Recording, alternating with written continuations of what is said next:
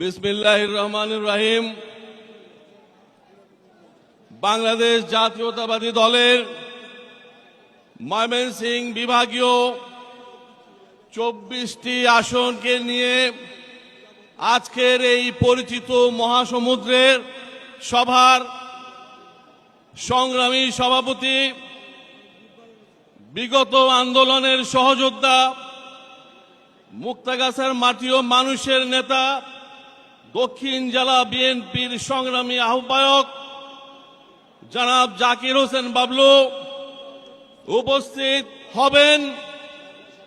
সারা বাংলাদেশের কোটি মানুষের একমাত্র ভরসা এখন এই মুহূর্তে বাংলাদেশে, যার উপর আমাদের শ্রদ্ধেয় নেতা বিএনপির চেয়ারপারসন জনাব তারেক রহমান উপস্থিত আছেন।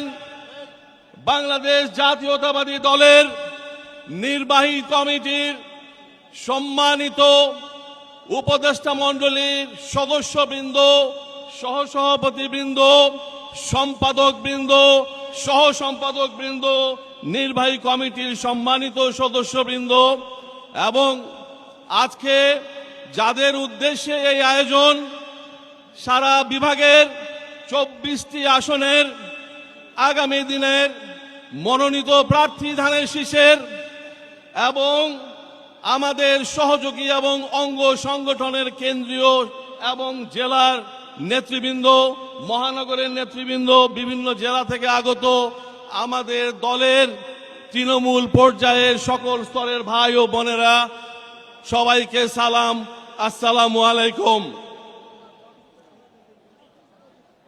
আজকে এই ঐতিহাসিক সার্কিট হাউস ময়দান, যে ময়দান একবার কানায় কানায় পূর্ণ হয়েছিল আমাদের নেত্রী, দেশ নেত্রী বেগম খালেদা জিয়ার আগমনে, আজকে ঠিক একইভাবে তার থেকেও বেশি মানুষ আজকে সারা এই মাঠের চারিদিকে অবস্থান নিয়ে আমাদের আগামী দিনের নেতাকে স্বাগত জানাতে আসছে।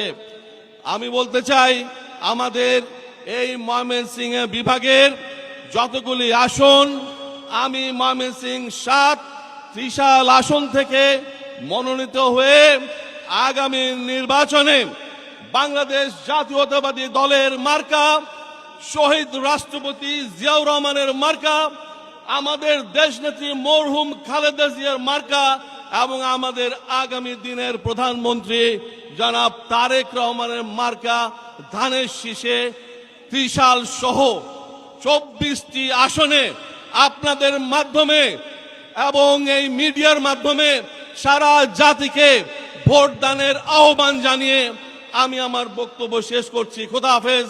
বাংলাদেশ জিন্দাবাদ, বাংলাদেশ জাতীয়তাবাদী দল জিন্দাবাদ, বেগম খালেদা জিয়া শহীদ রাষ্ট্রপতি অমর হোক, আমাদের আগামী দিনের প্রধানমন্ত্রী জনাব তারেক রহমান জিন্দাবাদ।